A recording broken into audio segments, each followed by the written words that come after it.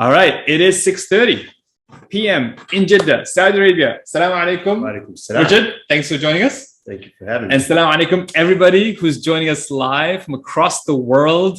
Super excited to be in this webinar talking about the Wellth. No, it's not a typo. It's not a typo. It's not a typo. It's not about W-E-A-L-T-H, but W-E-L-L-T-H. Wellth. The new term we'll talk about today, inshallah ta'ala. Why don't we talk about wealth in this webinar? This is actually a historic day in my personal life for many reasons. Number one, it's the first time we met. Amazing. In person. Can you believe it? In real life. Like I've been collaborating with this man for about like 2 years now, and I've actually met in person. So that's awesome. Amazing. Second time is it's the first time we're doing a webinar together in person. It's another reversion, another thing that's amazing. And it's the first time, this is maybe a downer, first time we're both doing is sitting down.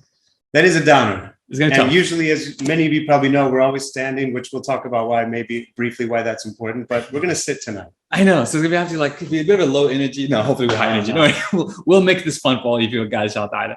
And also, if you can also, I don't know if you can guess where we are. We're in a very special place. I have memories of this place because this is the place where I came to learn Quran. It's called the Furqan Center. And I'll definitely send you links to this place because what I just found out, because I'm awesome, is that they start teaching Quran worldwide online. So anyone in the world can now tune in and learn from the same center. It's an incredible center. It's where I personally learned Quran and my brother learned Quran, and it's a beautiful center, a lot of barakah in it. So I'm excited that they were so generous to offer us a venue so we can have this webinar. But I'll be sending an email letting you know how you can access and learn Quran here, because I think it's also a very, very important part of wealth. If you talk about wealth, from that perspective, inshallah. So all that means we're in Jeddah, Saudi Arabia, which another little fun fact, we both grew up here. There we go. There you go. So many things. We actually went to the same school. And we didn't know this. We didn't know this. SubhanAllah. So anyways, this is fun. So basically today, so Richard, let's get started. So first of all, for those who don't know you, how best to actually, how many of you know Richard? Let me just find out. How many know Richard, been to his webinar, been to his class? If you can just share in the chat, how many of you actually know Richard? I'll say, yep, have you been there, know him? Or like, nah, who's this guy? Who's this random dude you bring on the webinar? And that's fine. That's totally fine. All right, took the masterclass. There you go. You got Samira. Awesome. I love Richard. Oh man, you got a lot of fans. Perfect combo. Zahi, thanks you. First class. Okay. How about this one? How many of you first time knowing Richard, first time saying like, what's this thing about? Who's this Richard guy? Awesome. First time, Mile, thanks, join. Okay. Oh, okay. I think for the first time people, who is Richard Jordan? Who is Richard Jordan? Yeah. Don't go, oh my God. Yeah, I'm not gonna, therapy session, right? Yeah, and I don't want to take too much time with this because I can get very long-winded. And there's who am I versus what I do, right? Yeah.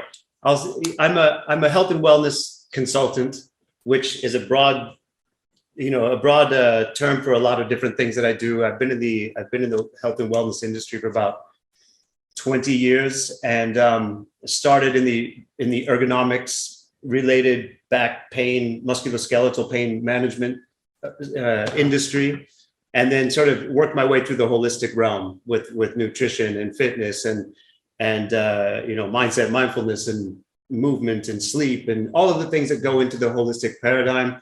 But it's interesting because more recently, as you know, I found that I've said this before that I was looking maybe in a lot of the wrong places for some of the things that I found within the Islamic approach. So that's sort of I've added a lot more of the spiritual aspect to what I do now. So love it. And again, just to be very clear, Rich is not a fitness instructor. No, he's a wellness instructor he's taking the whole idea of wellness in its totality, which is what we want to start off with, because I feel like, I know with COVID, I'm sure all of you could feel this. With COVID, everyone started realizing the value of wealth. You could be the richest man on earth. If you can't breathe, you realize, wow, okay, I need to be able to breathe, right? And wellness is becoming the new social currency. Like, honestly, me traveling the US to Saudi, I had to make sure that I was vaccinated, make sure I had my PCR test, make sure I was negative, all that stuff. Like my ticket, I could have all the money ready to fly anywhere in the world. But if I'm not well, I'm not even allowed to get on the plane.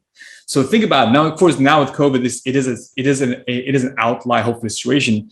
But moving forward, I don't see this idea of wellness or being well as something that will be forgotten. I think it was a shock for all of us to recognize the value of wealth. So I want to start off by just, Rich, from your perspective, we now talk about this wealth, Wellth, wealth, as the new social currency. You can expand on that, what that, as someone who's been in this industry, been the whole wellness thing, recognizing that and the importance of recognizing wellness, not as an afterthought, not as a diet fad, not as just me getting to the gym and doing workout, but total wellness.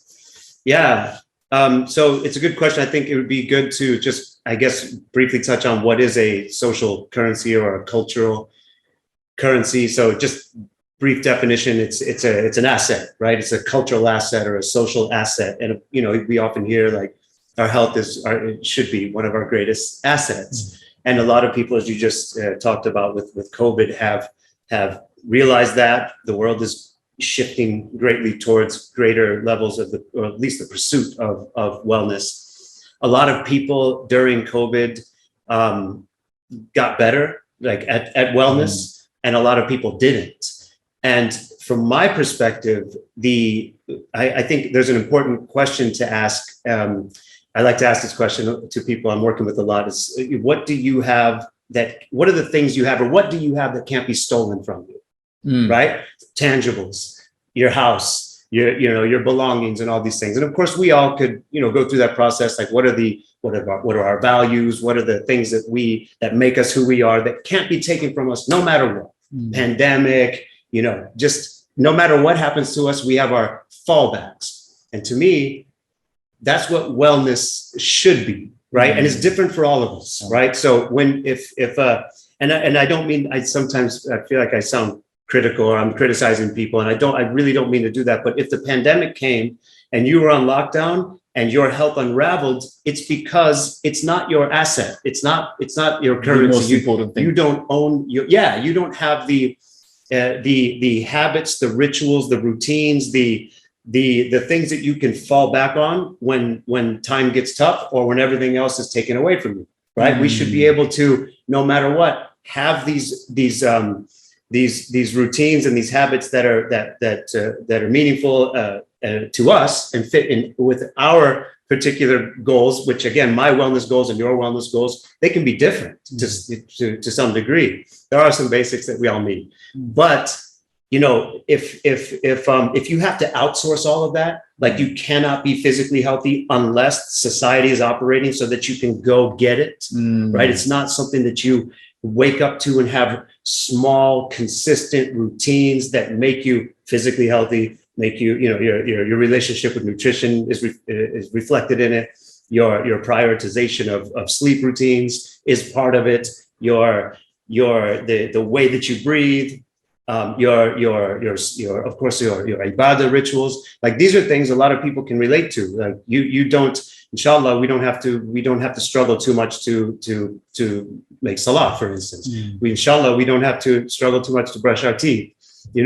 Two different categories, but there are things that we easily do, and wellness is a currency that we can start to put a lot more ownership on. And then I guess the important thing that we need to realize is it's within our faith tradition, seeking afia and asking Allah for afia in this life and the next, something the Prophet ﷺ told us to do. Love it. And honestly speaking, like, this is how we met. This is how me and Richard actually met, because that currency, that wellness currency, was being challenged for me. I went through a normal doctor checkup and realized I had all this certain issues. Like, oh wow, I need to start taking more. Even though I thought I was a healthy person, this is what really got to me. I thought I was a healthy person. I used to exercise. I used to do things that be a little bit careful with nutrition, but really understanding wellness and really understanding that.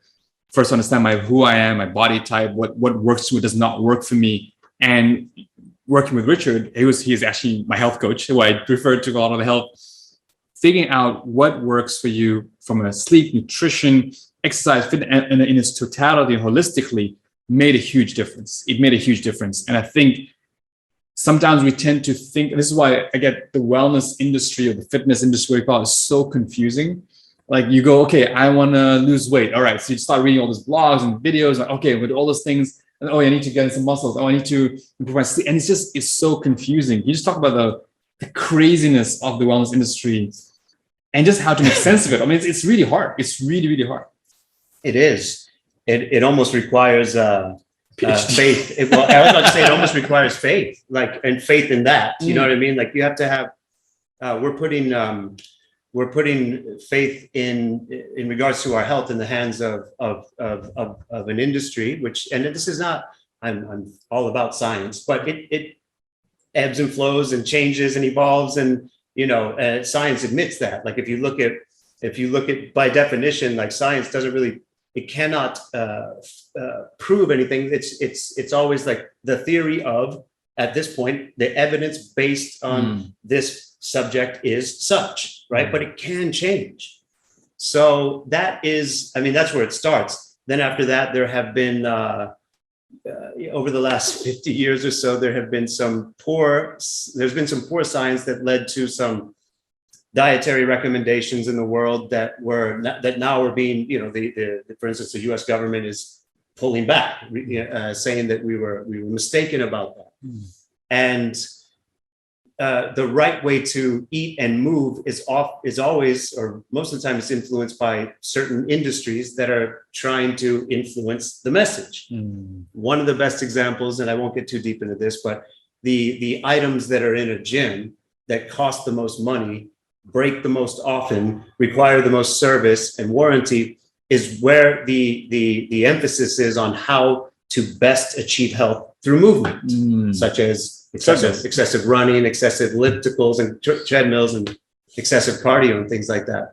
But anyways, when you look at the it's kind of funny to me. I always ask people, like, how did we forget how to eat? But it seems like we did. We forgot how to eat. We forgot how to move. We forgot how to sleep. I don't know if forgot is the right word. Human beings, subhanAllah, where we seem to be the only creature that can not only destroy our own external environment, but our own internal environment. Like it doesn't seem to be that other creatures do that. So how do we stop doing that? By going back to the faith that it requires to put your health into the hands of external messages and the industries.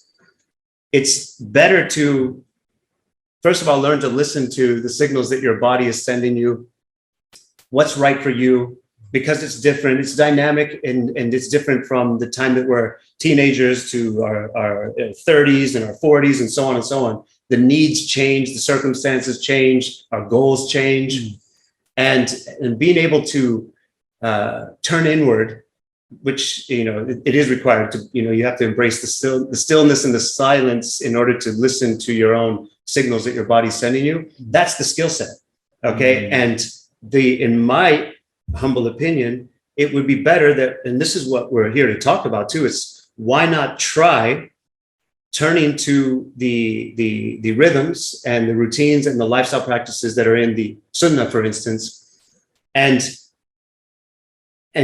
putting some faith in that, seeing how that works. And just one little caveat to that, I believe that the wisdom found in the Sunnah is in this subject anyway, with health and wellness, it helps to teach us how to think, not what to think.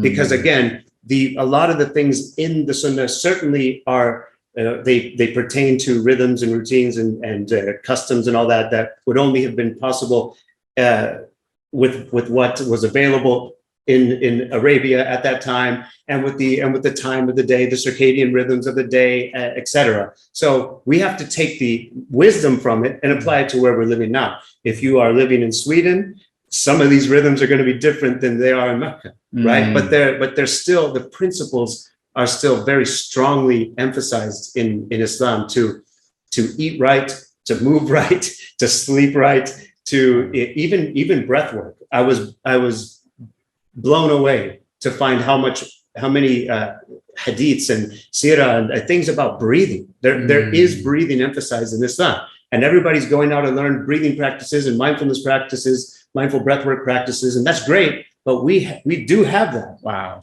SubhanAllah, and that's powerful. I mean, and I'd love to ask those of you who are tuning in live right now, like, what is the most confusing part of whenever you're trying to improve your wellness or wealth, as Layla is talking here, when you're trying to improve your wealth, what's the most confusing part? Where do you get really sort of thrown off? I know for me personally, it was like I said, it's just like too much information, not knowing who to trust, trying to apply someone else's prescription on my own life, and then trying to fit with all the what's out there into your own routines, and what would make sense as a Muslim, right? With 5 daily prayers and all the different in Ramadan and so on and so forth. What was the most confusing part for you when this journey, right? When you're trying to figure out improve your, say, okay, I know that most of you here are probably saying, yes, wealth is important. I get well, not wealth for the ELTH, but wealth. And what was most confusing for you? Let's read this up. So they say works, the dealing with ups and downs, motivation, conflict information, and work takes too much, keeping consistent the hardest, finding what works for you. Yes, having so much info, you don't know where to start. Motivation routine, balancing stress at work, and knowing what to do for my body type. Yes, I'm hearing that a lot. I mean, this idea of, I think it seems almost like circular. Part of it is like knowing what to do, but then knowing the why, right? Knowing the motivation, the why. Because for most people, it's like, alhamdulillah, man, I'm good. I mean, yes, maybe I'm not super fit, but I'm good, right? I sleep, I wake up, I eat, life's good. Like, okay, I don't have any major chronic illness. Maybe I have a little bit, but not too much. So what's wrong with that? Yeah. So what's wrong with that? I'm like talking to the wrong guy, but this is the wrong because question. I don't want to start getting all like, I don't know, pushing like coaching, like I know you didn't realize that you were compromised, but you are. Yeah. What's wrong with that? Well, so, you know, and even if you think you have a decent diet and you move frequently and you have good health patterns, you know, there's small things like for people who wake up in the morning not feeling like they're well rested and don't have enough energy to really seize the day, like that's a problem. We're not supposed to feel that way. It's just not something that we're supposed to. And there are a lot of reasons why we do, by the way. And oftentimes there are reasons why they're not obvious reasons. Like people might compartmentalize it just to say like, oh, I'm not sleeping enough. But what about the light exposure subject? What about the food? You know, all these things are connected. That's the holistic message. The way you eat impacts the way you sleep. The way you sleep impacts your food choices. The way that you move or don't move impacts both of those, and so on and so on. So I'm seeing a lot of things that you all are writing in here, and it's making me want to like I jump all over all of them. And they're very, very. I hope that I can give you some takeaways this evening or today about that helps you through your greatest challenges. But like, for instance, motivation and the why. This is an integrity issue. And again, I don't mean to come across as critical, but we need to be clear on our why, our purpose, our intentions, right? So that's where it starts. And I really encourage everyone to just start there. Don't try to run before you crawl on this one.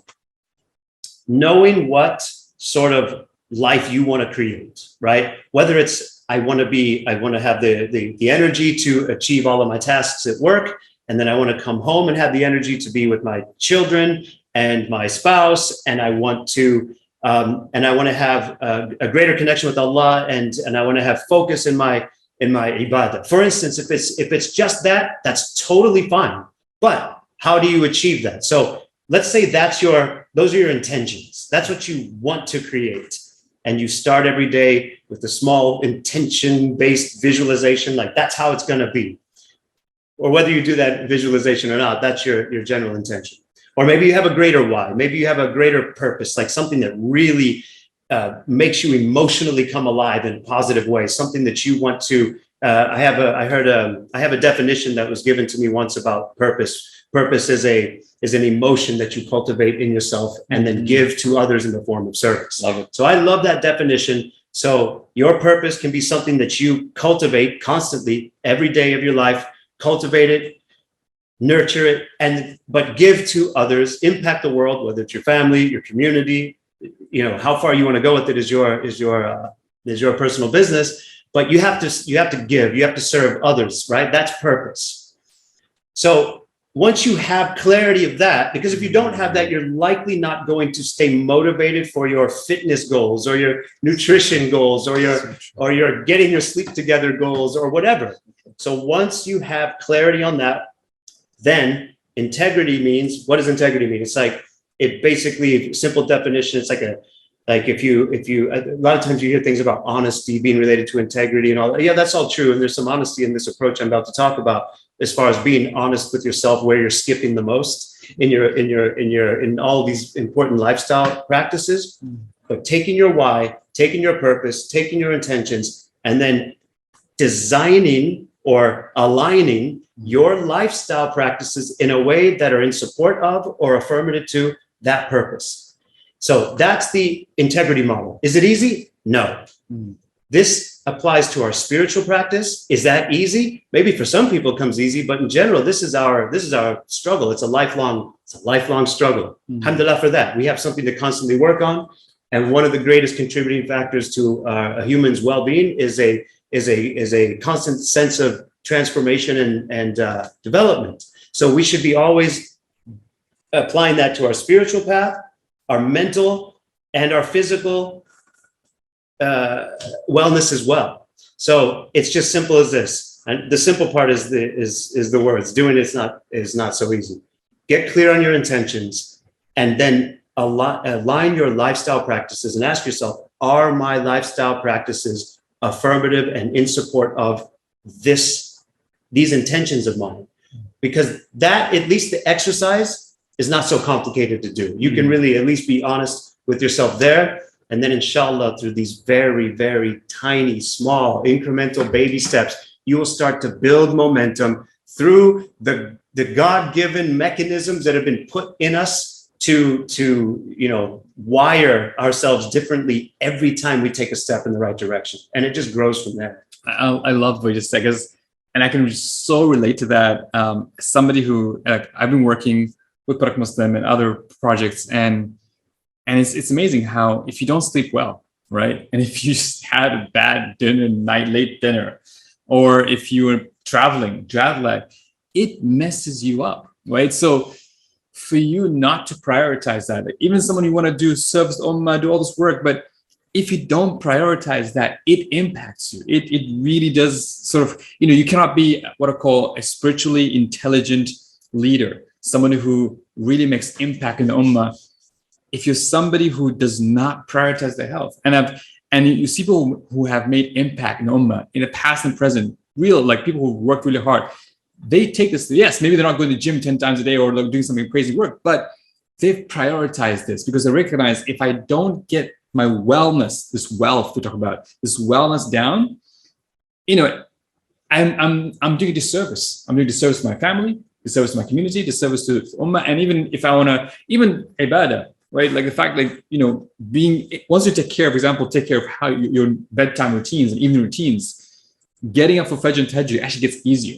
And it's crazy. Which way you think, we're just gonna put the loudest alarm and try get some creative, but sometimes it's a matter of you putting some blue light blocking glasses, dimming the lights, eating early, going some bedtime routines, also stuff to actually wake up early and realize, it's not that.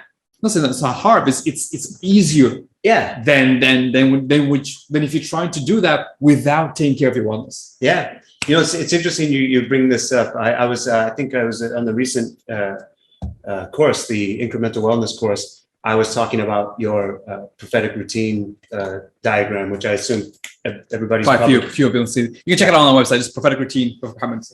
So yeah, the time that we generally understand that the Prophet woke up to pray Tahajjud was shortly after midnight.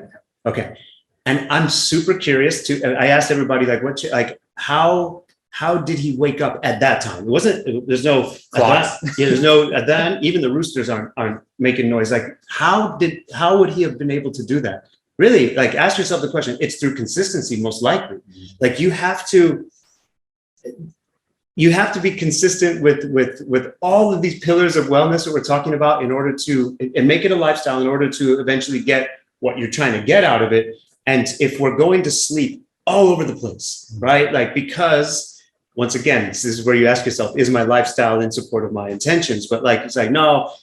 And I have fun. I have friends. Don't worry. I'm not one of those boring guys who doesn't socialize. But, if it's like, tonight, multiple times a week, I have to socialize till 2 a.m. Other times I try to go to sleep at 10. You will always have sort of this self-induced social jet lag that people who do that tend to have. And it becomes very difficult to never mind wake up for Tahajjud. It becomes difficult to wake up for Fajr. It becomes difficult to wake up for work. It just becomes, your energy levels are compromised, and so many other health aspects are compromised. I saw somebody wrote in there that the all or nothing attitude is not the right approach. I totally agree. This is, we need more positive self-talk and less negative self-talk to ourselves when it comes to all of this. And I'm, in my late 40s, I have been trying to figure all this out for myself forever. I've arrived at a lot of good answers and good places and good routines and all of that. But sometimes I need better ones. Sometimes I fall off. Sometimes I have to pick myself back up again. Sometimes I unravel. Life gets in the way. Things happen. But if you have some strong routines, then even if you have something that causes you to get knocked off for a couple of months, even, you can come back a lot easier than if you don't have those routines. So it's important, today's the first day of the rest of our lives. And alhamdulillah, every day we have a chance to be better than the day before. Although I think it's easier to say, am I better this year, maybe? Or some people can say, am I better this month than last month? Maybe every day's hard. Am I better today than I was yesterday? Am I better today? That's amazing if you can do that approach. But really, ask yourself, am I better this year than I was last year? This month than I was last month? This is about everything: spiritually, mentally, physically, emotionally, your relationships. Take yourself through it all and just ask yourself, are you better? And if not, it's certainly not going to improve itself. And we have the opportunity to, I love that, the daily 1% improvements make all the difference. We have the opportunity to constantly be rising on that trajectory through these the margin, the aggregate of marginal gains, right? The 1% rule. So it's very powerful. Love it. And I'll be honest, I'll share, if we can, a personal example, because I work with Richard. Not with myself, actually my parents. So my parents, actually work with Richard as well. My parents, they're in their, 60s, and they're, not that big in terms of actually, fitness and exercise. But Richard worked with them on that 1%, small improvements. And it's incredible to see the amount of gains they made in the few months that they worked with Richard. I'm like, how? It's like, what was it? But they themselves said it was the small things that we kept doing consistently. And then once you start doing a little bit, you get almost like you create this success momentum. Realize, oh, this actually feels good. So I keep doing a bit more of that. Oh, this actually feels really good. And it kicks in. And that's what I love about Richard's approach. Richard's approach is not about throwing a bunch of stuff for you to do on the get-go. Yes, he'll share a lot of great content. We have the Wellness Masterclass coming up soon. We'll talk about soon. But it's all about you taking those baby steps, building those structures, build those routines. And then once you start building structures, you get to a point where that, okay, it's way better than last month, way better than last year. And it helps you. And I think that is what's with this. I want to go back to the prophetic guidance. I feel like it's really important to touch on that, because I think we have this wellness industry and the fitness industry and all the craziness of the fitness industry trying to tell us what we're supposed to do and how we live our lives, and it can get very confused very quickly. And we also have prophetic guidance on basically it's the last divine message to mankind, right? Which was embodied in the lifestyle and the life of Muhammad Sallallahu Alaihi Wasallam. And sometimes we can just connect those two together, or think, oh, that's 14th century Arabia, has nothing to do with 7th century Arabia, has nothing to do with Islam today, with modern life and modern way of living. But where did you draw that connection? You did allude to the sleep and with breath work, but where do you make that connection? Why is it important, especially as Muslims, to reestablish a connection, because like you said, a lot of us, we look for wellness and breathing and mindfulness from all sorts of civilizations and cultures, and we forget that we have the blueprint. Literally, Allah gave us the blueprint, which is we haven't looked at our of the Quran and Sunnah from that blueprint. So we can talk about that as a Muslim who's on the wellness journey, and you've kind of seen that connection while you're studying on your wellness. Yeah, you know, I think first when I stumbled on the hadith about people waste two precious things, their health and their free time, which was probably 5 years ago. That was the first time that I saw that. So, and I'd been, you know, in this for a while. When I saw that, I was like, oh, that's interesting. What does that mean? And of course, we can do that with a lot of things in our tradition. Like, what does it mean exactly? What does it mean to me? What did it mean to the early generations? Like, what does that mean? So when I started also then digging deeper, you know, you hear that the Prophet, he died with a flat stomach, which at the time I was like, I was all into fitness and nutrition. I was like, boom, that's amazing to me. How? Okay. And then, you know, this industry tends to be so focused on body composition and weight loss and all that kind of stuff. And I've moved away from that as the main focus, because I feel like it's a byproduct of a properly designed lifestyle. But yeah, I just started to realize, and I want to say just one more thing before I give the final answer. I don't think everything is spelled out for us. Like, we have to figure things out. Like, if everything, again, the wisdom to figure things out, the tools to think, right, are there. But as centuries go on, we have to take those tools and figure things out for ourselves.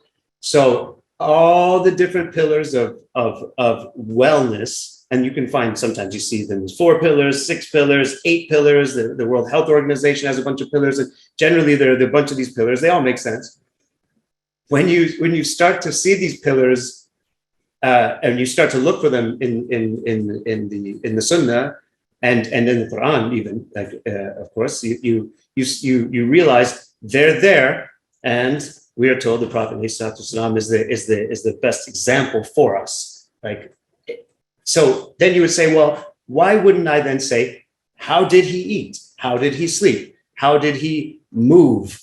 Not just him, the Sahaba, the people all around him, how were they living in this regard?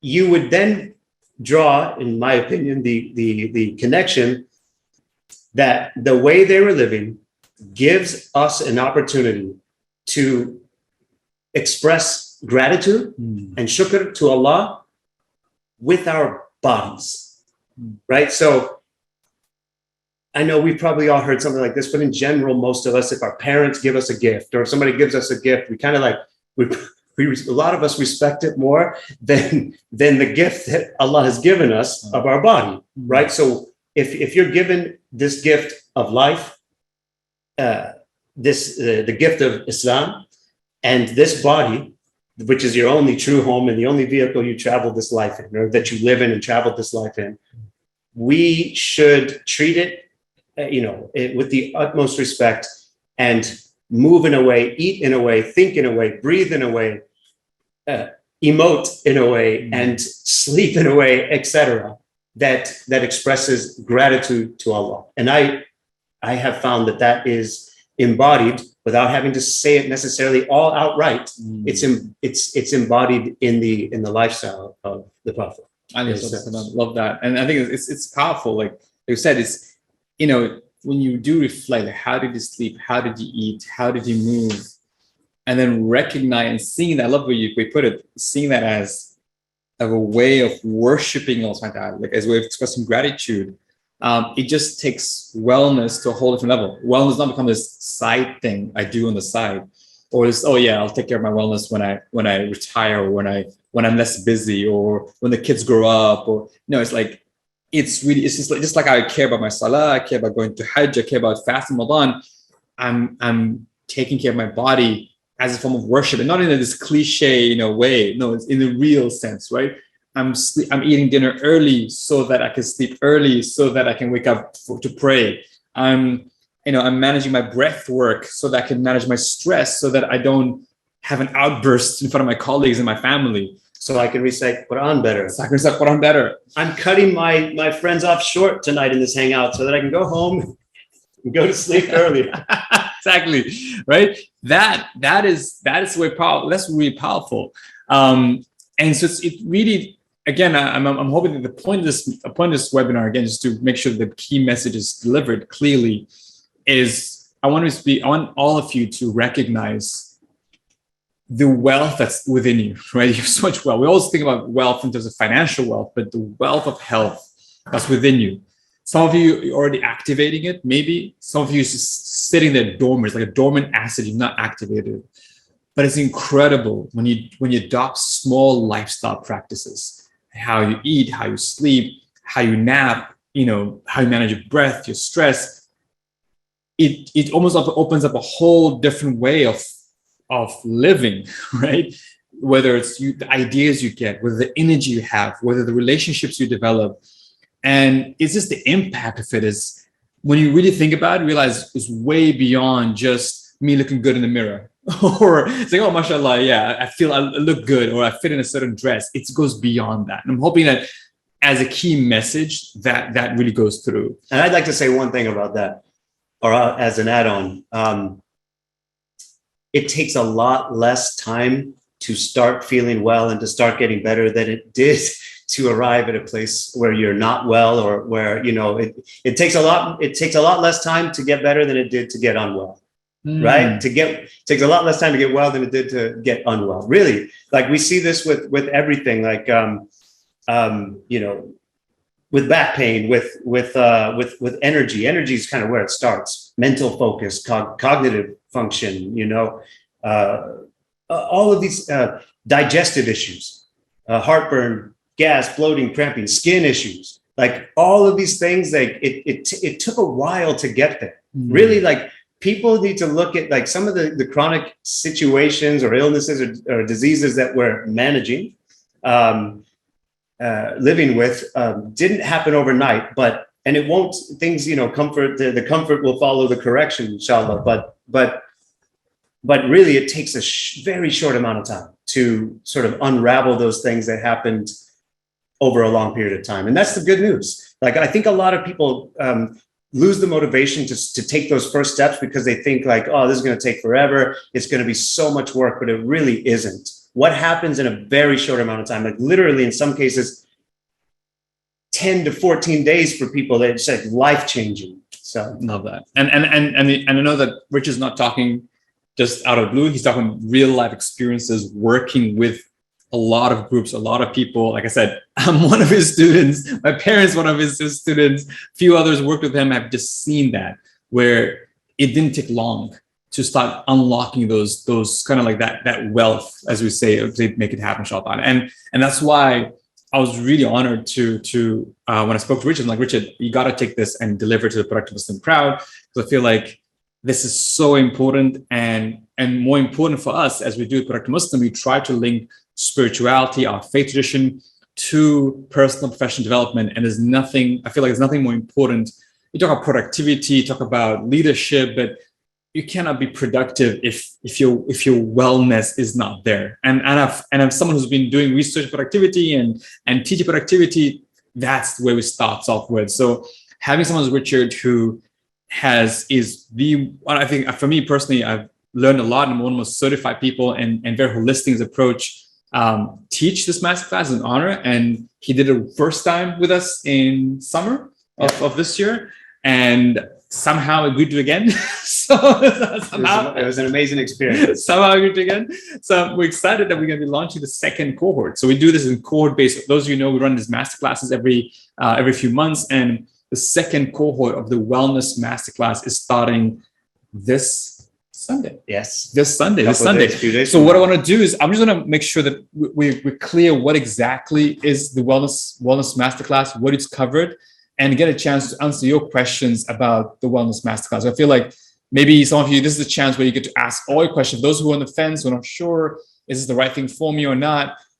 We're going to spend a few minutes going over this to make sure we're all clear what exactly is it. So this is the Wellness Masterclass. You can find out Productiveness.com/wellness. And what Richard is doing is taking all his years of basically the holistic health approach and lifestyle practices and all the certifications he had, and really connecting it deeply with prophetic guidance and bringing that home. And I think that is very, very unique. So it's not just about another wellness program, another holistic program. It's about connecting to our faith. And this is what this masterclass. I'm going to pause. I'm going to let you walk us through like kind of how you designed this for the Productive Muslim audience, and kind of like, and we'll go what you cover in each session as well. Sure. And also at the end, we'll circle back because, you know, as the title of tonight's webinar was also getting your wealth, you know, basically optimized prior to Ramadan. So I do want to talk about that at the end. So yeah, so the approach that we're taking here is, you know, starting from some of the things that we talked about tonight, you know, starting by getting, there's some assessments that I helped take you through to get you a little more clear on your intentions and your purpose and your why and all of those types of things that are going to help you succeed in your personal journey.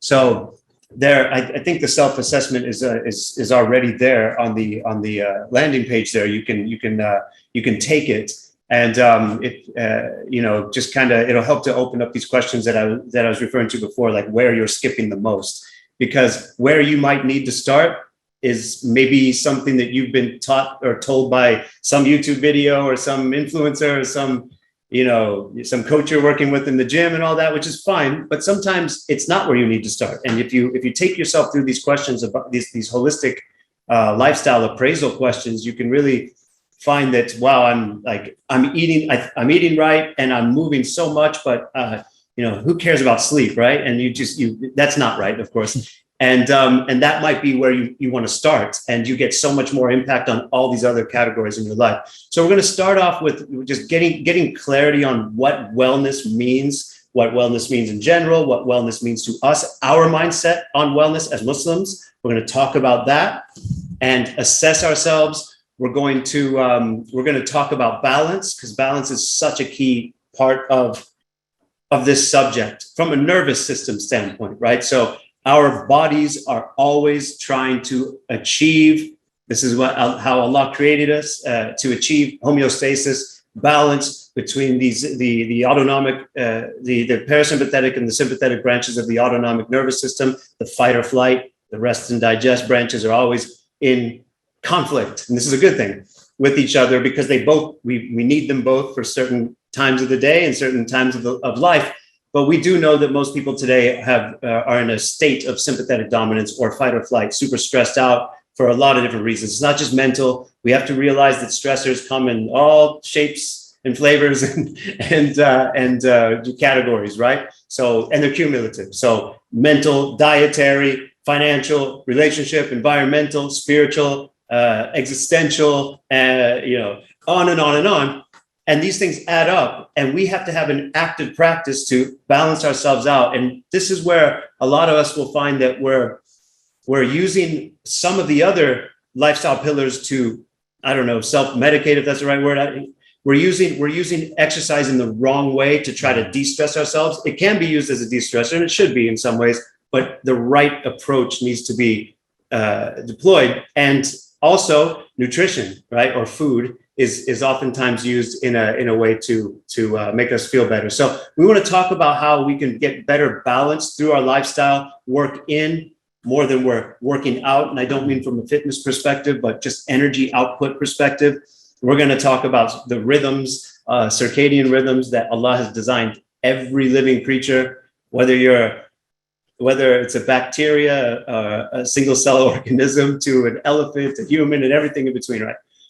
Everything, a plant, every living creature is tied to a rhythm, and we have one. Is it 100% the same from person to person? Of course not. But generally, humans are designed to live according to these God-given rhythms, and we are definitely out of alignment with that. And it's something that the Quran mentions the alternations of night and day so much.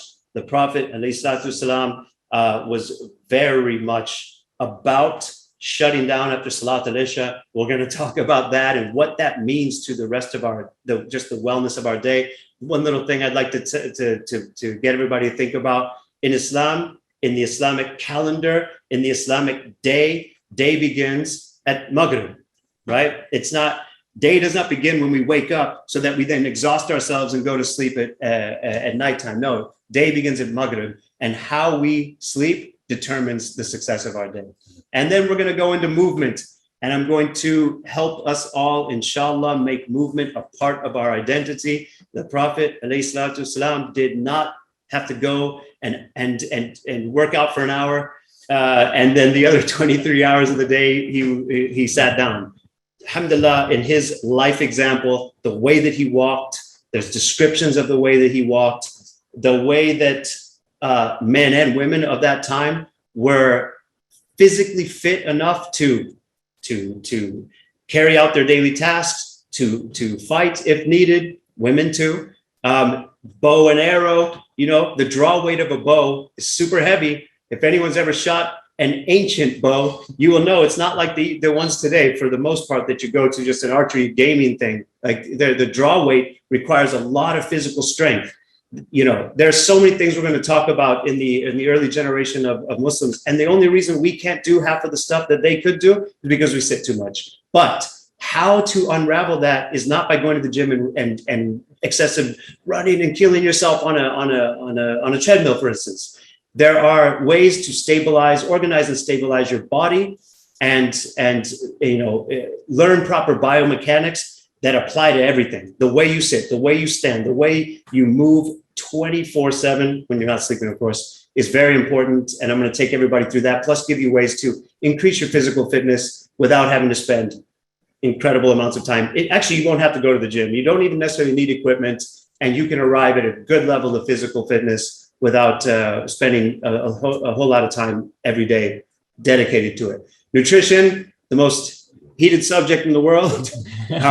This is where I jokingly, but I save it almost to last for a reason, because I almost dread it, because certainly there are people that, a lot of us are very opinionated, and yeah, and that's okay. And I'm looking forward to that. But my approach is there is no one size fits all approach. There's no right diet. There's certainly wrongly prescribed diets. There are so many ways that we need to take the intuitive approach so that we can get a little bit more clear on what's right for us at any given time of our life. Because as I said before, it changes, and my goals are different than your goals, and your goals are different than his and her goals, and so on and so on. So there's an approach to this that can really help you to have a better relationship with food. But also, we're going to get into the myths, and I'm going to throw out some earth-shattering science that might make we're going to have some fun, put it that way. And then bringing it all together, our last session, helping you to see, after you go through all the science and all of the I'll give you weekly action items on all of these categories, just finding a way that maybe works for you a little bit better in your personal life circumstances, and just kind of wrapping it up with your personal takeaway based on your individual needs, and also a little bit of hacking and habit stacking ideas to try to make this as easy as possible. We're also doing 2 working sessions throughout. So, 3 work sessions. 3? Okay. I don't want to. I'm kidding. I'm here. I just show up. Do 3. No, kidding. Is it 3? Okay. Either way, we're doing working sessions. So this is what this means is, and this is for the alumni. I hope to see you there. This is going to be really fun, because in between some of the actual Sunday sessions that I just described, we're going to do a little bit more application, hands-on work. We're going to do some real focused breath work and some movement work, and maybe a couple other little surprises for you. Real quick on the breath work, and if there's anybody who was here at the Incremental Wellness short course from last time, there was a question that came up, and I realized the next day, I was like, man, I didn't answer that the way I wanted to answer it. But a little sneak peek into the into one of the aspects of breath work that is really interesting. Our nervous system that I just talked about is very impacted by our breath. In fact, there's nothing else that really impacts it so frequently. We take like 20,000 breaths a day, and each breath that we take is a direct message to our nervous system about how we're doing. And I'll get more into that when we're during the masterclass. But it turns out that the science shows that the more we slow our breath down per minute, just as a lifestyle, the better balance and the better health from a all biological system standpoint, digestive, immune, and so on, is improved. So for instance, like 5 or 6 breaths a minute, 4, 5 or 6 breaths a minute as a lifestyle, which you won't have to think about once you fix it. It's not something like all day long you're in a meeting, like, am I breathing too fast? You know, it becomes second nature. But taking fewer breaths a minute is actually better than fast breathing, and of course better than upper chest shallow breathing that we all tend to do. So when you recite Quran, if you inflate your lungs and inflate your diaphragm and you release your recitation slowly, you are definitely training that muscle, right? And there is a scientifically proven calming effect on the nervous system by doing that. But I'm going to throw this out. We have a lot of stressors in our life today. As I just mentioned, they come in so many different categories that we also need to have active breath work practices. You have to train it. It's not just like, you know, when you're not reciting Quran, hopefully, you know, we're doing it properly. We're working on it. The rest of the time we can sit at our desk and shallow chest breathe. We should dedicate a minute, 2 minutes, maximum 3 minutes here and there to really making sure we get back to our breath, so that it becomes really the way that we breathe all of the time, and amazing things will happen to us, inshallah. So we're going to work on all of these things, and I think I'm talking too much. No, you were perfect. I appreciate you sharing that. And again, like I love what those of you who've been in Richard, whether the wellness course or the wellness masterclass, you know that Richard offers way more than what you sign up for. Like even it says 6 sessions here. He does this a lot. In fact, something like Richard, slow down. Richard, don't give too much information. Like, please. And he does a huge, he does huge. A lot of great questions coming in. Basically, you do have, these sessions will be on Sundays. Jeddah, Mecca time is 6:30 p.m. We'll give the times on the website. Go to the Productivenesscom/wellness. It shows exact time for your local time zone. You have lifetime access to this course. Meaning once you sign up once, you can access the course, the recording of the course whenever you want, but also every time Richard hopefully delivers again, we'll try to make sure he delivers again. Every time he does it again, inshallah, if Allah gives a long life, we're going to be repeating this live. That's why I love this. The way we do the masterclass is not just a bunch of recordings and putting on our website. We do live cohorts, because the whole experience maybe of teaching a cohort, it's just like, maybe you could share that. Like, what was it like to teach a cohort and kind of have that interaction and getting that feedback? Really, I just want to, the experience that I had live with all of the students in the cohort, where it was amazing. I learned a lot. They've all heard me say that. Like, there's such an amazing amount of information exchange that I really am very grateful for. But yeah, it was I can't really, it was the first time I've ever done an online class like this. And it was so interactive. I know I've seen some names that are here from the masterclass.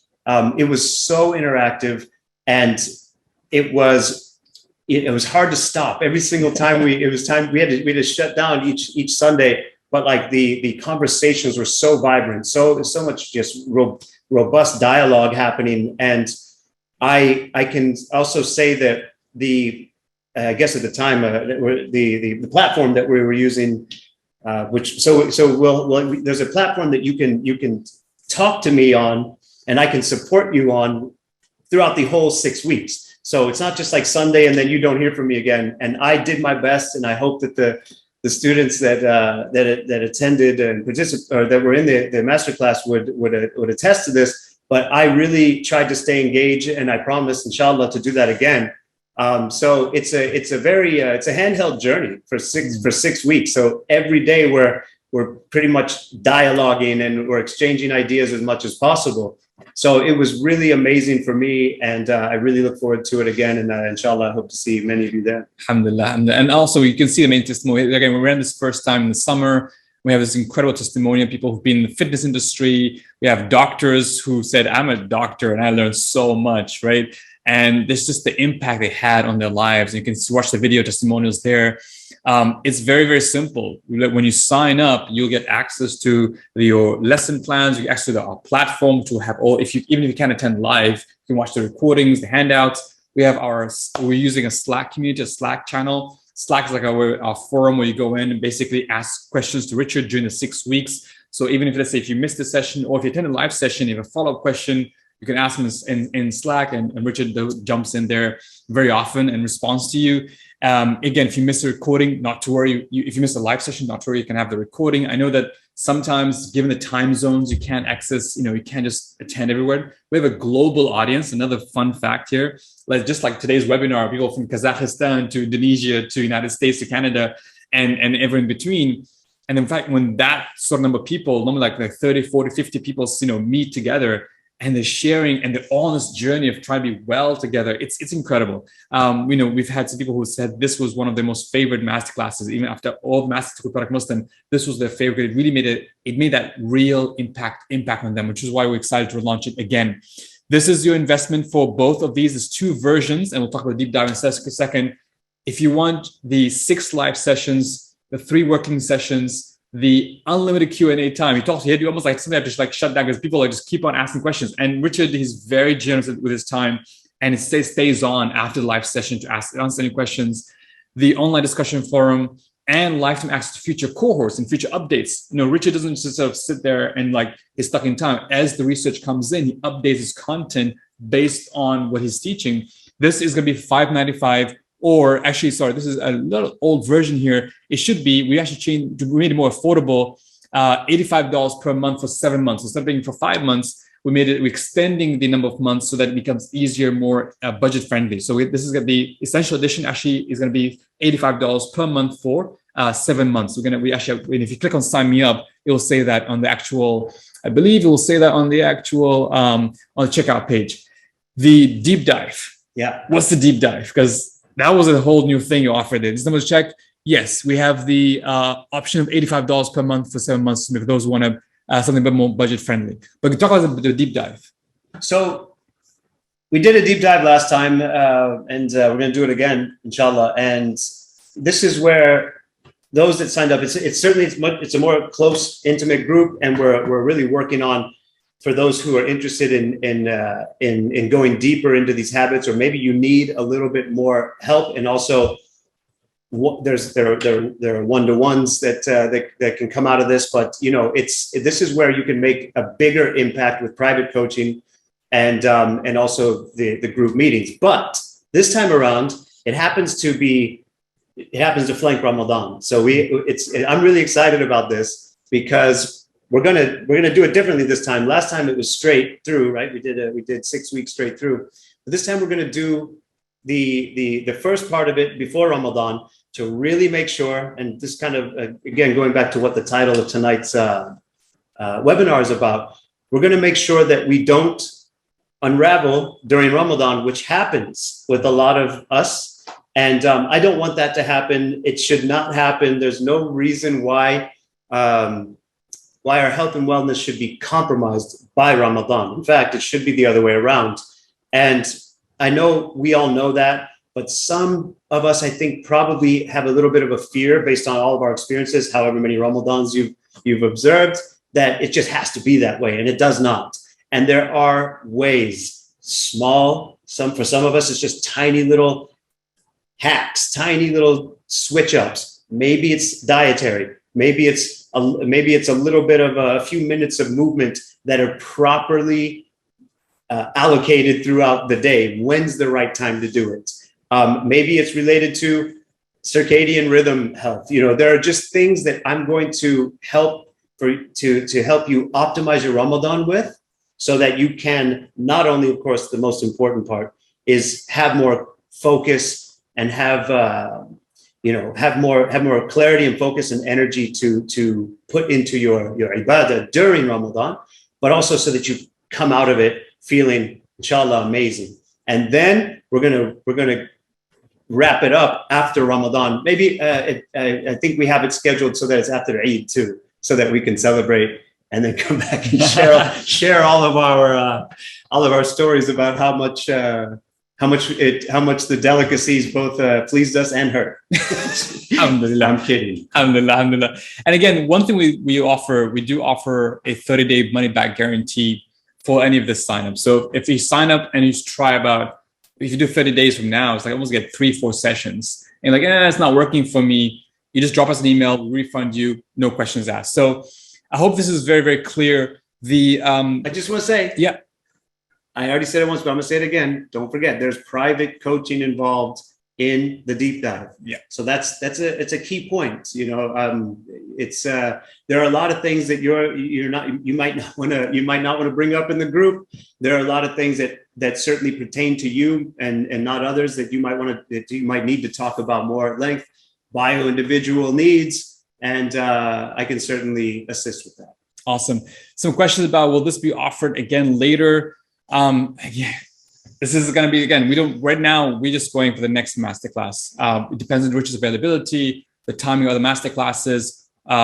We pray and hope that will be offered later as well. But we just can't guarantee when the next one will be exactly. We haven't confirmed the dates of the next one. I hope this is something we offer regularly, but it's at this point in time, what we can confirm is the one that starts next month, inshallah. Next Sunday. There we go. Let me go see. Richard always gives 150% of his time. Very, very generous, inshallah. I'm going to make sure the adhan might be good. We're actually very close to a masjid right here. So you might hear the adhan, which might be a good to take a pause and hear the adhan before we can carry on. But in the meantime, what I'll do, I'll pass the laptop to Richard, read the questions, and then we'll talk about Wellth for Ramadan. And as a plan, even a simple plan, whether you join the masterclass or not, some very simple tips. And then as well as any question you have about the masterclass. So let's take a moment to hear the adhan while Richard reads the questions, because we're using both laptops. Richard, I'm going to be close to you. I'm going to turn the video off. And then there's these questions are here in the Q&A here. Okay. And Bismillah. All right, we're back. Let's do this. Let's talk about the people's wealth plan before Ramadan. If there's 3 things people should start thinking about, whether they join the masterclass or not, because I want to make sure you get value from this masterclass, whether you join the masterclass or not. The 3 things people should focus on for the next few months before Ramadan to improve their wealth, W-E-L-L-T-H, what would it be? 3 things? Okay. So I'm going to, this will be very broad. Starting with, for the most part, the Prophet ﷺ's life didn't change much in many ways during Ramadan. Okay. So I know I'm not going to be very popular right now, but I'm just, let's at least reflect on that for a moment as I go down my answers. His diet definitely didn't change. We do know that. So I'm gonna have tomatoes thrown at me. No, it is virtual tomatoes. I'll do that for you. I wish there was like my shoes on. Yeah. So I know that's not the no way. No pakoras, no kebabs, no like special sweets. Come on. And no massive amount of eating, like and in the evening up until the point where like we can't stand up and digestive stress and all that. But yeah, so just reflect on that. His diet didn't change. So why even if our diet changes somewhat because we like to have celebratory events and hang out with family and all that, does it have to be as much as it does? Like, can we maybe think about scaling back? And that's the first one. It doesn't have to change. And certainly, as maybe we all have different opinions of what the ayah means about eating what is halal and good, right? So the halal part, inshallah, okay, we get that down. But yeah, what about what are the good things that Allah has provided? Is it just as a joke, I'm going to ask, are Twinkies in that category? I'm just playing. I'm just joking a little bit, but I think we should reflect on what that means. Like once something is super refined, super filled with industrial seed oils as a stabilizer and a preservative, super packed with sugar, ingredients that we can't pronounce, colors that have numbers in them, and so on and so on, is that the good things? So it would be really interesting if we could get that, because a lot of times, and I saw somebody ask a question about the right diets, and it depends on the person. But so what the right diet is, if we were to just start with the so-called real food diet, and I know not much is real anymore, so a lot of people like to challenge me, but that's not so true. At least start with, is it recognizable, right? Did it grow on the cupcake tree or the potato chip tree, or does it look like it came out of the ground?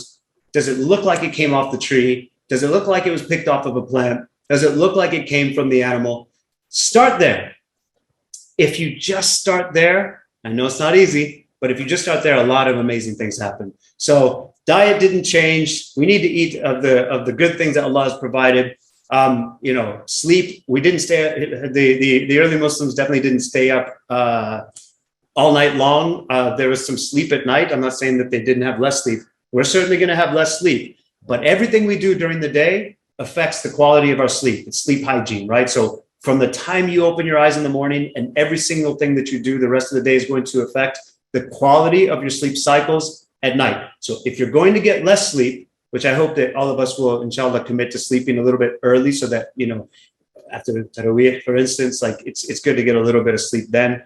And then inshallah, we can take Qaylula, inshallah, but most of us who have jobs that don't permit, we want to optimize whatever sleep cycles we get. And there are a lot of things that we want to mitigate, for instance, like blue light exposure. This is not a time to be letting a whole bunch of blue light from our TVs and our favorite Ramadan series shows and laptops and phones during Ramadan. Maybe we should try to take a little bit of a fast from that. And if you don't, that's okay. Get yourself some blue light blocking glasses at least, just to let your natural melatonin cycle do a little bit better for you. And don't forget to move. Our lifestyle shouldn't change during Ramadan. We need to walk. Walking's free medicine. You can at least walk during Ramadan, at least a lot. I love that. And again, just by that advice, honestly speaking, I feel like if you actually take that moment to reflect on your diet and saying, can I keep a little consistent diet? Not a crazy, I'm not saying, don't tell your mom, don't make pakoras for me, maybe you can encourage her. But let's say you say, okay, can I just cut down a little bit on the fried food? Can I just, cut down a little bit on solid food, but maintain some kind of a good and tayyib, halal and tayyib diet. The word focused on what tayyib during Ramadan. Secondly, you said, think about your sleep. Like if you're up all night and not in worship, but up all night watching a series, up all night doing other things other than worship, you need to think about even your worship plan. Like what's your worship plan? How will you especially if you're working, those who work 9 to 5, how do you optimize your worship, your night worshiping plan based on your different responsibilities as well? That's something we talk about a lot in Ramadan and Productivity Ramadan. And the third one is, as I said, movement. Just even again, you think, oh my God, I can't exercise when Ramadan. You'd be surprised how the stuff you can do, whether it's walk, whether it's doing small, consistent, exercise actually, which will make a difference. Both Rich and I, we wear these things called the Whoop, which is like a tracker. And last Ramadan, they added a feature to track how Ramadan affected us, right? And the surprising thing is, and I won't go into the whole like how this thing works, but our fitness levels, if you can put it that way, or wellness level actually went up. Yeah. Our green went up, right? My heart rate went down. My heart rate variability, which is a good thing to go up, went up. So yeah, this is not about tracking steps and all that. It's a very, it's tracking nervous system recovery, and Ramadan, when done in a fairly responsible, not every day, trust me, fairly responsible way, it positively impacts most of these metrics. Yeah, I'm actually waiting for the company that made this watch to actually do a proper analysis of because they track globally how Ramadan affected Muslims globally. So Richard knows somebody who works there. Like if you can get that data, it'd be fascinating to look at that. All right, let's go back to the questions now. And I think one of the questions, again, we'll prioritize questions about the masterclass, because again, we want to make sure that for those who want to know, join us on Sunday, they get the answers question in the session. Which days of the week will the deep dive sessions, have that been decided yet? Yeah, I'm pretty sure. Sorry, I'm pretty sure it's Wednesdays. I'm almost certain. And same time, 6:30 p.m. Central Yes. Time? Okay. So it's the same time on Sundays, but on a Wednesday. I think that, and there'll be 3 times throughout the, and Rich will let you know which of these 3 times will be the first Wednesday, or the second or third. I think those are, and I think we have the schedule. Once you sign up, the schedule is published. Again, once you sign up, and I'll double check with our team, make sure that's so upside down, inshallah. How long will each session be? So, sorry, I know we laugh because we know how long these things will be. It depends on class time and Q&A is different. Well, the whole thing, most likely an hour and a half to 2 hours, right? So definitely an hour and a half up to 2 hours. Say with a smile. Man, it's really, a lot of them went a lot longer. So yeah, it's generally an hour and a half to 2 hours. There we go. All right, we'll take that as an answer. Moving on, especially, are the deep dive sessions small group or one-on-one? There's a pretty small group the last time. There were only 6 of us, which was really great, you know. So it'd be awesome to have more, but it was and it's both. So we had small group sessions and one-to-ones. Yeah, and you'll see that because there are assignments. So we have to have the group sessions and you know, sharing of best practices and challenges and then the assignments for the week, and then the one-to-ones. So it's both. Perfect. All righty. So option of signing up for the extra sessions after the regular. Yeah. So what will happen is we will be a first come, first serve basis. So if you sign a deep dive now, you secure a spot now. But let's say you take the essential edition. Okay, so I'm going to sign up the classes first, see how it is, and then decide to sign up a deep dive. There is that option if we don't fill the deep dives. If the deep dive will still have slots, then yes, you can sign up for the deep dive later on. If you're like, okay, I think I need the deep dives now. But if you are pretty confident, except I think I need both of them right now, you can go ahead and sign deep dive to secure a spot. But the option of signing up for the deep dives can be available. It just depends on how many people sign up, because we can make the deep dives too big as well, because these are more like a private group coaching group. But we'll make sure that you can let us know about the inshallah. All right, let's see. Okay. Let's see. Okay, we're talking about this. All right, let's talk about Ramadan. 3 classes per week. No, there's only 2 sessions. Sorry, it's 6 sessions every Sunday, and there's 3 sessions which will be on 3 Wednesdays throughout the 6 sessions. So everything will finish within the 6 sessions if you're doing the essential edition. If you decide to do a deep dive, there are a total of additional 4 sessions, 3 before Ramadan and 1 after Ramadan. That's the plan for deep dive, inshallah. All right. If you want to know exactly what days a week there are classes on, again, all the details, Maimuna, if you go to the Wellness our website, Productivenesscom, and let me just type it here, you will be able to find out, inshallah. You can sign up both the deep dive as well as the essential edition on the inshallah. All right. Let's see. What days are the session? What time? Yeah, to all of that details, just go to the homepage. You'll find all the time, the days, even your local time zone. If you want to show like where in the world, the time zone, we have that. I will have that for you on that page. All righty. Can we see before we sign up? We see, I'm not sure you say, yes, you can see all the details, right? All the details. Let me just share my screen right now. Make sure that you're walking, so you're not clear about this. Let me see. All right, so here we go. When you go to this page and you sign up, you say, well, since this is local time here, so the next Wellness Masterclass will start on Sunday, 12 Jumada-II, 16th January. Find your local time here. Click on this one here. It'll give it exactly, and you can tell you all the sessions, the 6 sessions. The deep dive sessions, those will be published inside the learning portal. So once you join the learning portal, let me see if I can join here. All right, let me just show you where this is so you can see. So once you sign up, you'll be taken to our learning portal, our Productiveness learning portal. And let me just sign up here. Again, just make sure that everyone's clear. Let's see, there you go. Sorry, make sure this was working here.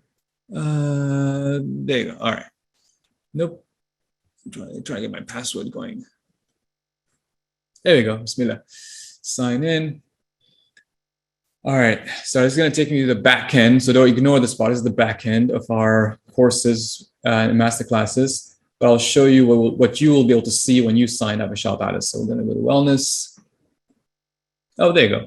There you go. Wellness with Richard Jordan. And I'm going to show you exactly where you're going to find your times. And so when you enroll and you'll get this login as soon as you enroll. Under getting started, so here's the class schedules. It tells you all the class schedules, all the sessions, the Zoom links, and all the 48 hours here. It gives you the syllabus here. It gives you the sort of like all the people you covered. Of course, the instructor, the Slack community. If you have any questions about refunds and billing, answer the questions. And then there's an assessment that you talked about earlier on. This is assessment you take before you sign up so that Richard can understand who is the people in there to kind of find out what you need to learn. The deep dive will actually be sent to only those sign for deep dive. So that's the thing. So deep dive people will be sent this schedule ahead of time, inshallah. All right, let's see chat. Going back to chat. Hope that's clear, Maimuna. Answer your question. All right. Okay, perfect. All right, let's see if we got any other further questions here. That's a great question. This is a question. What are 3 to 5 key sunnahs you recommend that we start with to begin the journey to wellness? It's a great question.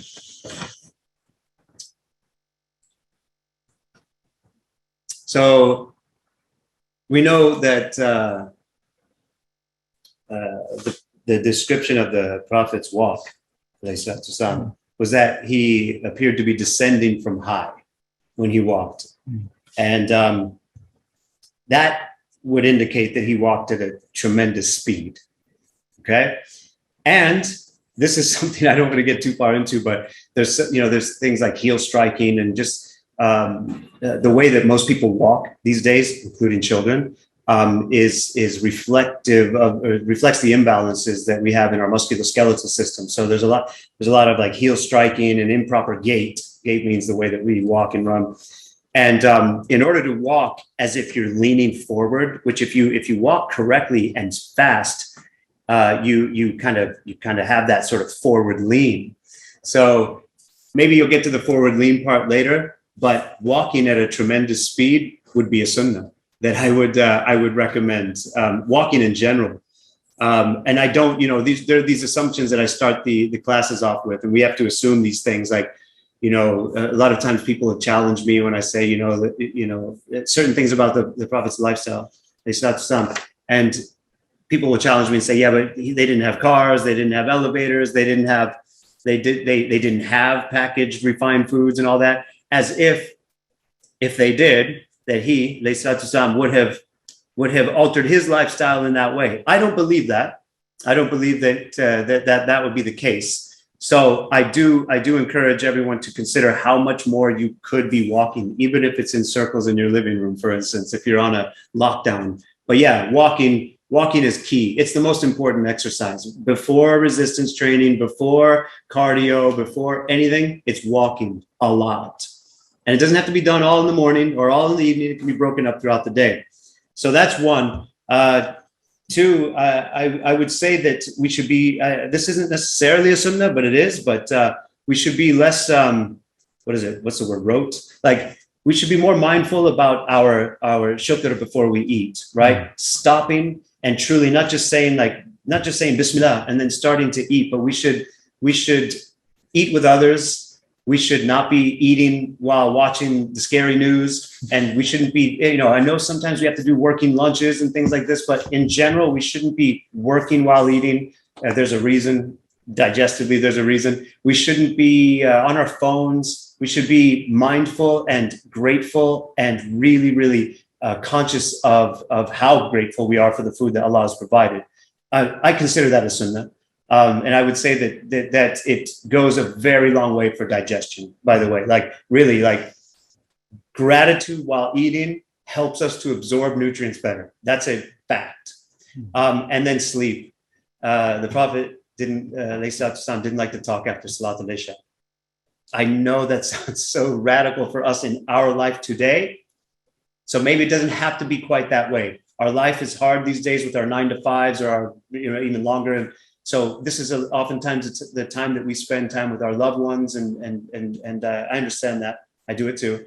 But how far do you want to push that? Because his dislike for talking after Isha, I think there's a lot of wisdom in that. So prioritize earlier sleep. And I'll talk about a little bit more why from a hormonal perspective during the masterclass, of course. Awesome. Barakallah. Exactly. As I probably heard that went off here. So Isha time is here for us, inshallah. So we will end this session here. Again, this was an info session, really just introducing the whole concept of wellness and wealth and why we're doing this masterclass wellness. And I hope you kind of understood that concept, understood the reason, for those who are curious about what's this whole wellness master you guys are doing. So this was the purpose of this session. So I hope it was clear about the importance of wealth. And if you take nothing else in this masterclass, the webinar, whether you join the masterclass or not, is number one, please take care of your wealth, the real wealth, WELLTH. Number two, recognize that you have so much in our prophetic life that, that inspires us to live a well life, and which are almost like very practical as well. We just shared, they gave us a glimpse of what, it will share, and which can be very, very powerful. And number three, small steps.